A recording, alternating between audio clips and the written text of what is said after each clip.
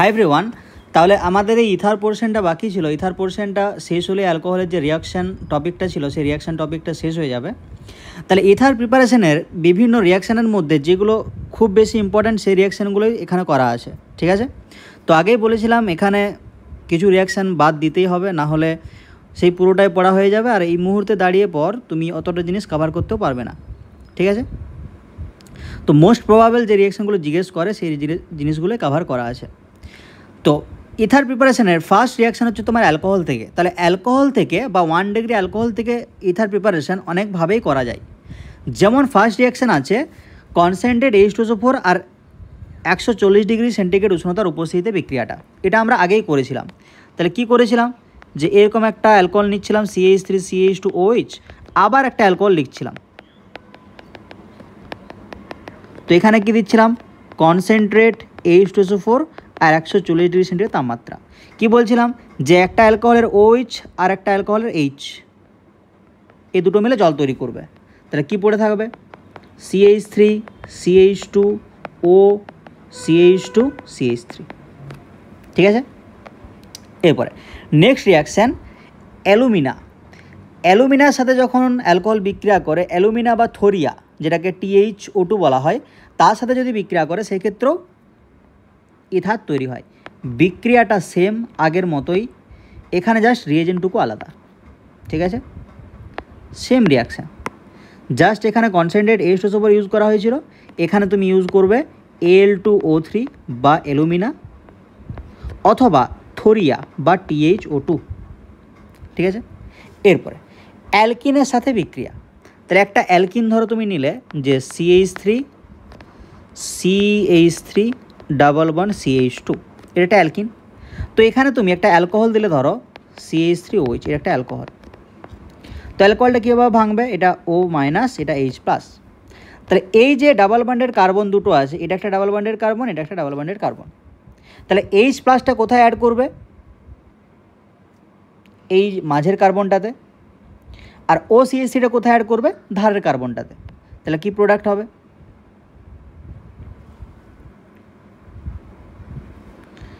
CH3 CCH3, এখানে hydrogen, এখানে তাহলে হাইড্রোজেন অ্যাড হলো, আর এখানে CH2O CH3। তাহলে মাঝের কার্বনটাতে হাইড্রোজেন অ্যাড হলো আর ধারের কার্বনটাতে OCH3 অ্যাড হলো, তাহলে ইথার পেয়ে গেলে। তো এটাকে তুমি এভাবে লিখতে পারো, এটা ইথার হলো। এবার ডায়াজোমিথেনের সাথে বিক্রিয়া। তাহলে ডায়াজোমিথেন, তুমি ধরো একটা অ্যালকোহল নিলে CH3 CH2OH, এটা একটা অ্যালকোহল। ডায়াজোমিথেন মানে CH2 ইন্টু এটা, এইভাবে থাকে CH2 মাইনাস ইন্টু প্লাস। তো কী হবে, এই যে হাইড্রোজেনটা আছে, এই হাইড্রোজেন আর CH2 যুক্ত হয়ে CH3 তৈরি করবে আর নাইট্রোজেনটা বেরিয়ে যাবে। তাহলে এখান থেকে পাবে তুমি CH3 CH2O CH3 plus nitrogen. এরপরে উইলিয়ামসন ইথার সিনথেসিস, এটাই চ্যাপ্টারের সবচেয়ে ইম্পর্টেন্ট রিয়াকশান, মানে ইথারের আর কি, ঠিক আছে। তো এখানে কি নিতে হয়, অ্যালকিল হ্যালাইড একটা নিতে হয়। মানে ধরো তুমি নিলে CH3X, যেখানে অ্যালকিল গ্রুপ আছে আর একটা হ্যালোজেন আছে, তার সাথে সোডিয়াম বা পটাশিয়াম অ্যালকক্সাইড, মানে ধরো তুমি নিলে CH3ONA, এটা হচ্ছে সোডিয়াম অ্যালকক্সাইড, অথবা তুমি নিলে ধরো CH3OK, তো এটা O মাইনাস Na প্লাস হিসাবে থাকে বা O মাইনাস K প্লাস হিসাবে থাকে। তো এইগুলো হচ্ছে সোডিয়াম অ্যালকক্সাইড বা পটাশিয়াম অ্যালকক্সাইড। তো তুমি যদি এগুলো নাও, কীরকমভাবে বিক্রিয়াটা হয়, এই যে O মাইনাসটা এখানে অ্যাটাক করে, এখান থেকে হ্যালোজেনটা বেরিয়ে যায়। তাহলে ধরো Na আর হ্যালোজেন মিলে NaX তৈরি করবে, আর এখানে CH3তে অ্যাটাক করেছে কি, OCH3, তাহলে CH3OCH3 কী পেলে, ইথার হয়েছে। এরপরে এই যে যেখানে O মাইনাসটা অ্যাটাক করছে, এই কার্বনটার কিছু বৈশিষ্ট্য থাকা দরকার। কি বৈশিষ্ট্য, তাহলে ওই কার্বনে বেশি ভিড় থাকা চলবে না বা বেশি স্টেরিক হিন্ড্রেন্স থাকা চলবে না, তাহলে কিন্তু এই অ্যাটাকটা পিছন দিক থেকে করতে পারবে না। এটা তো SN2 রিয়াকশান, বোঝা গেল। যে কার্বন অ্যাটাক করছে তার পিছন দিকে বেশি ভিড় থাকা চলবে না বা স্টেরিক হিন্ড্রেন্স থাকা চলবে না। তার পাশাপাশি ওই কার্বনটা sp2 হাইব্রিডাইজড হওয়া চলবে না, অর্থাৎ ওই কার্বনে কোনো ডাবল বন্ড থাকা চলবে না। এগুলো হচ্ছে ক্রাইটেরিয়া। তাহলে দুটো ক্রাইটেরিয়া দেখো লেখা আছে, যেগুলো বললাম আর কি। তাহলে এখানে কোশ্চেন আছে যে কোনটি উইলিয়াম কোনটি উইলিয়ামসন সিনথেসিস বিক্রিয়ায় অংশগ্রহণ করবে?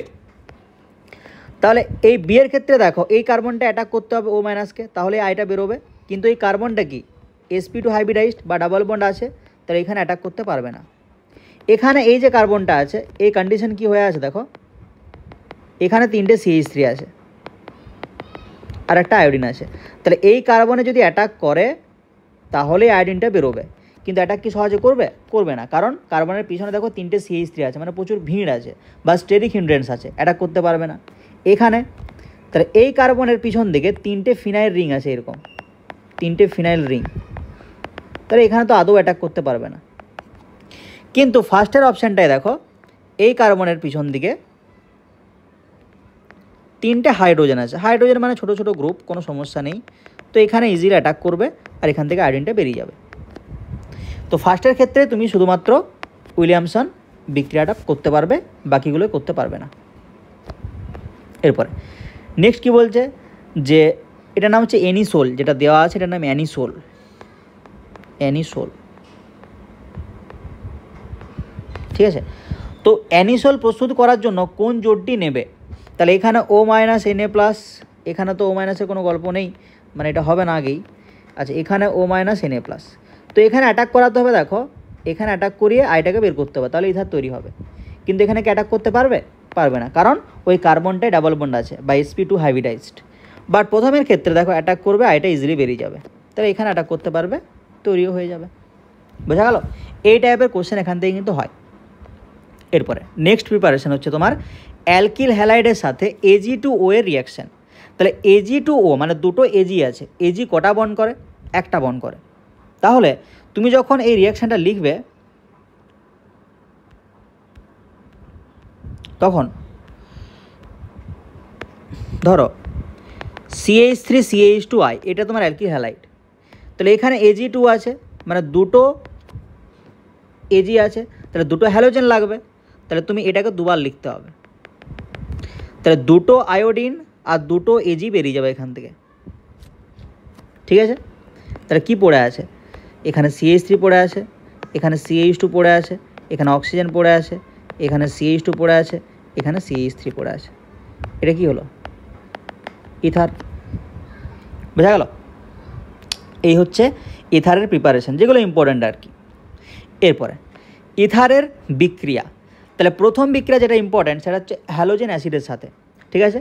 এরপরে এখানে হ্যালোজেন অ্যাসিডের বলে যে কোন হ্যালোজেন অ্যাসিডটা ভালো রিয়াকশান করবে। ধরো HI আছে, HBr আছে, HCl আছে, HF আছে।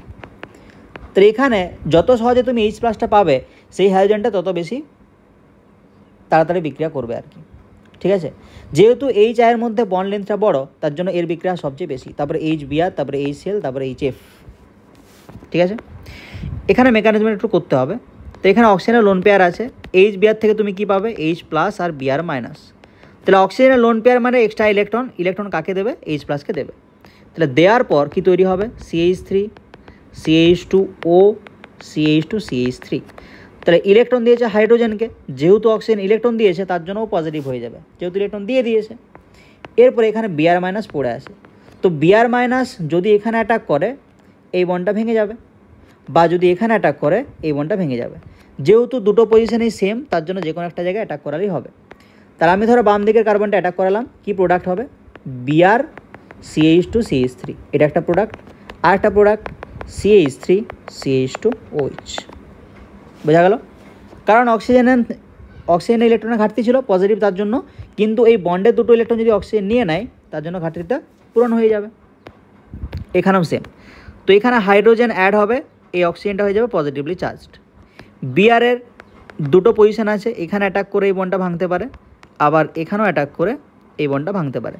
তো দুটো পজিশন একই হওয়ার জন্য আমি একটা কেসেই ধরছি।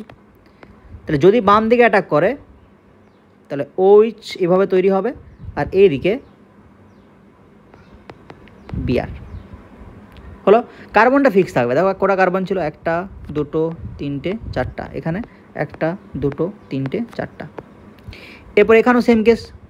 তাহলে এখানে ধরো হাইড্রোজেন অ্যাড হলো, এখানে পজিটিভ চার্জ।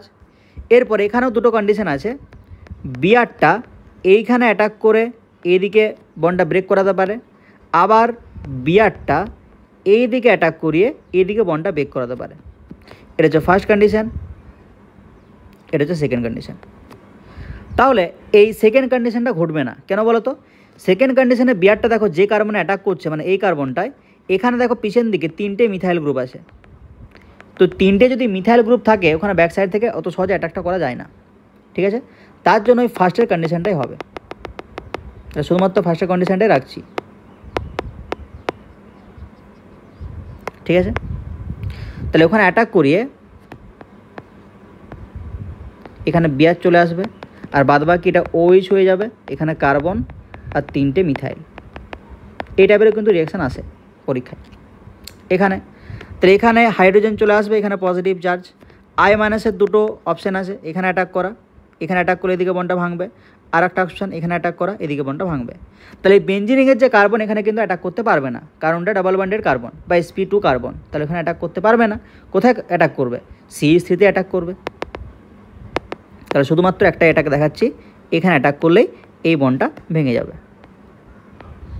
এই ছোটো ছোটো রিয়াকশানগুলো কিন্তু মেকানিজমের মাধ্যমে দেখে নিতে হয়, ঠিক আছে? তো এটা OH হয়ে যাবে, এটা হয়ে যাবে CH3I। হলো। এরপরের বিক্রিয়া PCl5-এর সাথে বিক্রিয়া। তাহলে PCl5-এর সাথে কী করে বিক্রিয়া করাবে? দেখো এখানে অ্যালকাইল গ্রুপ হচ্ছে এটা CH3CH2, এখানেও অ্যালকাইল গ্রুপ CH3CH2। তো একে একটা Cl দেবে, একে একটা Cl দেবে, তাহলে কী হবে? CH3CH2Cl, আরও একটা CH3CH2Cl সাথে। তাহলে P থেকে তুমি দুটো Cl বের করে নিয়েছো, তাহলে PCl3 হয়ে গেছে, আর ইথারের একটা অক্সিজেন মিলে POCl3, তাহলে PCl3-তে একটা অক্সিজেন অ্যাড করলে POCl3। এরপরে অ্যাসিড ক্লোরাইডের সাথে বিক্রিয়া। তাহলে এখানে অ্যালকোহলের ক্ষেত্রে যেমন OH এর বন্ড ভাঙছিল, এখানে তো OH নেই, এখানে কি আছে? O এর সাথে CH2CH3 আছে, তো এই O আর CH2-র মাঝে যে বন্ডটা আছে ওটা ভাঙবে, এখানে তো আর OH নেই, তাহলে এই বন্ডটা ভাঙবে আর এখানে Clটার সাথে যুক্ত হয়ে CH3CH2Cl তৈরি করবে, CH3CH2Cl। বাকি কি পড়ে আছে বক্সের বাইরে? CH3 পড়ে আছে, CH2 পড়ে আছে, O পড়ে আছে, C ডবল বন্ড O পড়ে আছে, CH3 পড়ে আছে, মানে স্টারটা পড়ে আছে আর কি। তাহলে অ্যালকিল হ্যালাইডও পেলে CH3CH2Cl, তার সাথে স্টারও পেলে। এরপর রিয়াকশান অ্যাসিড অ্যানহাইড্রাইডের সাথে। তো অ্যালকোহলে যেমন OH ছিল, এখানে বললাম তো OH নেই, তাহলে এখানে এই বন্ডটা ভাঙবে, এখানে কতটা নেবে? C ডবল বন্ড O এর আগে পর্যন্ত নেবে। বুঝতে পারছো? রিয়াকশানগুলো কোরিলেট করতে হবে। তাহলে এখানে বক্সের ভিতর থেকে কী তৈরি হবে? CH3 CH2 C double bond O CH2CH3 মানে স্টার। বক্সের বাইরে থেকে কী তৈরি হবে? CH3 CH2 O C double bond O CH3, এটাও স্টার। দুটোই দেখো একই কম্পাউন্ড, জাস্ট ঘুরিয়ে লেখা আছে। কার্বন মনোক্সাইডের সাথে বিক্রিয়া। তাহলে জাস্ট সিওটাকে তুমি মাঝে অ্যাড করে দেবে। তাহলে কার্বন মনোক্সাইড BF3 সামান্য জলের উপস্থিতিতে আর 125 থেকে 180 ডিগ্রি সেন্টিগ্রেড তাপমাত্রায় একটু চাপ দিয়ে দিলে কি হয়? ওই জাস্ট কার্বন মনোক্সাইডের ভেতরে ঢুকে যায়। তাহলে CH3 CH2 মাঝে C ডবল বন্ড ওটা ঢুকে যাবে, এটা O CH2 CH3, কী পেলে? স্টার। তাহলে অনেকগুলো রিয়াকশানে দেখো স্টার পেলাম। এরপরে এই যেটা দেওয়া আছে এই কম্পাউন্ডের নাম হচ্ছে অ্যানিসোল, আগেই বললাম অ্যানিসোল, ঠিক আছে? তো এখানে যখন তুমি নাইট্রেশন করাবে, নাইট্রেশন কী দিয়ে করাবে? তুমি HNO3 দিয়েও করাতে পারো, আবার মিক্স অ্যাসিড দিয়েও করাতে পারো। তো ওদের কাজ হচ্ছে NO2 গ্রুপ ঢোকানো। কোথায় ঢোকাবে? অর্থো আর প্যারা পজিশনে। যদি ব্রোমিনেশন করাও কার উপস্থিতিতে? Br2 অ্যাসিডিক অ্যাসিডের উপস্থিতিতে, তখন অর্থো আর প্যারা পজিশনে Br ঢুকবে। যেমন ফেনলের ক্ষেত্রে ব্রোমিনেশন দুটো কন্ডিশনে হচ্ছিল, একটা হচ্ছে CH2 দ্রাবক আর 0 ডিগ্রি সেন্টিগ্রেড তাপমাত্রা, আর একটা ছিল জল। যখন CH2 দ্রাবক আর 0 ডিগ্রি সেন্টিগ্রেড তাপমাত্রা ছিল তখন অর্থো আর প্যারা পজিশনে ব্রোমিন ঢুকছিল, দুটো প্রোডাক্ট পাচ্ছিলাম। যখন Br2 আর জল দিচ্ছিলাম তখন একটাই প্রোডাক্ট পাচ্ছিলাম, যতগুলো অর্থো আর প্যারা পজিশন আছে সবগুলোতেই Br ঢুকে যাচ্ছিল, ঠিক আছে? তো আচ্ছা, আর তো কিছু নেই, ব্যাস এই হচ্ছে তোমার ইথারের কেস, ঠিক আছে? আচ্ছা, একটা জিনিস মনে হলো বলে দিই, ওই যে Br2 যে বিক্রিয়াটা বললাম, আচ্ছা এখানে নেই, ঠিক আছে। দেখো যেটা বললাম যে অ্যালকোহলের ক্ষেত্রে যখন তুমি মানে ফেনলের ক্ষেত্রে যখন তুমি Br2 জল দেবে তখন ওই OH এর অর্থো আর প্যারা পজিশনগুলো সব Br ঢুকে যাবে। তো সেই ক্ষেত্রে ওই অধক্ষেপটা সাদা বর্ণের হয়, তাহলে ওই বিক্রিয়াটা একটা অধক্ষেপণ বিক্রিয়া আর কি। যেটা তৈরি হচ্ছে ফেনলের অর্থ আর প্যারাপোজিশনের বিয়ার, সেটা সাদা অধক্ষেপ রূপে নিচে পড়ে যায়। হলো? তো এটাও জিজ্ঞেস করতে পারে যে এই বিক্রিয়ায় কী অধক্ষেপ উৎপন্ন হয়, বা অধক্ষেপের রং কী, বা অধক্ষেপের সংকেত কী, এরকম। ওকে, থ্যাংক ইউ। তাহলে রিয়াকশান পার্টটা কমপ্লিট হলো। তো এইগুলোই বারবার রিভাইজ করো, আপাতত এই সিচুয়েশনে তো আর করার কিছু নেই, বাদ বাকি যা হবে এক্সামে হবে আর কি। ওকে, আর টেস্ট পেপার থেকে দেখো যে সব কোশ্চেনগুলো করতে পারছো নাকি। Thank you.